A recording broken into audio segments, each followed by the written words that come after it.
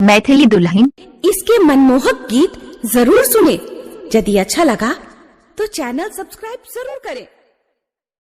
लक्ष्य recording studio मालोला बेगूसराय।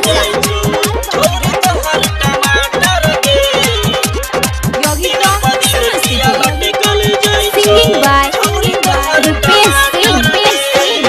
पतर पतर कमरिया छौरी, पतर पतर कमरिया छौरी, केना के भेल चाकर गे। दिन प दिन किया लटकल जाय छौ, दिन प दिन किया लटकल जाय छौ। छोटक तोहर टमाटर गे, दिन प दिन किया लटकल जाय छौ।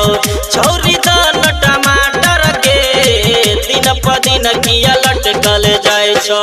पतर पतर कमरिया छौरी, पतर पतर कमरिया छौरी, केना के भेल चाकर गे। दिन प दिन किया लटकल जाय छौ, दिन प दिन किया लटकल जाय छौ। छौरी तोहर टमाटर गे, दिन प दिन किया लटकल जाय छौ। छोटक दान टमाटर गे, दिन प दिन किया लटकल जाय छौ।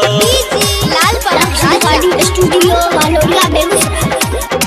दिन प दिन किया लटकल जाय छौ। Singing by Rupesh Singh.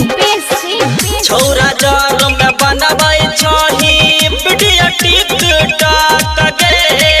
Hotel के बनाबै खातिर जगल कैसन शौक गे, जगल कैसन शौक गे। छौरा जार में बनबै छही वीडियो टिकटॉक गे। होटल के बनाबै खातिर जगल कैसन शौक गे। हिट होहिले करे लगल, हिट होहिले करे लगल, कमयर पाटर गे।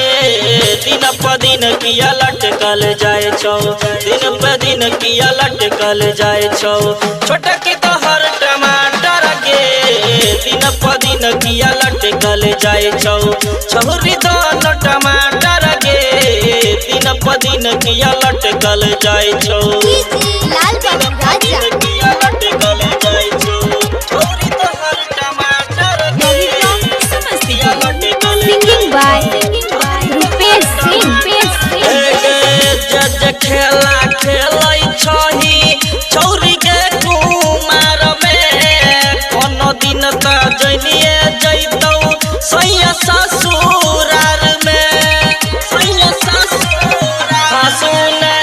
जज खेला खेलै छही छौरी के कुमार में। कोनो दिन त जइनिए जइतौ सैया ससुरार में। चेक करतौ रूप से जहिया, चेक करतौ रूप से जहिया, खोल के तोहर सेटर गे। दिन प दिन किया लटकल जाय छौ, दिन प दिन किया लटकल जाय छौ। छोटक तोहर टमा